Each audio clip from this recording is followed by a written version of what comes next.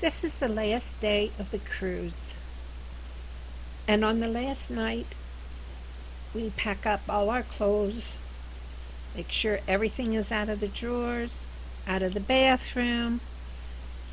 Just make sure we don't leave anything behind. If we were going to let the cruise company take care of our suitcases, we would put them outside our door and they would pick them up before 11 p.m.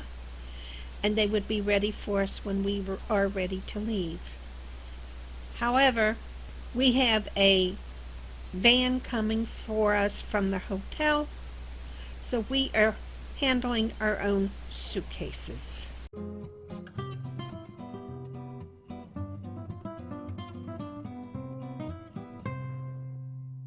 Please take a second to comment, subscribe, ring the bell to get notices of new videos, and please give a thumbs up.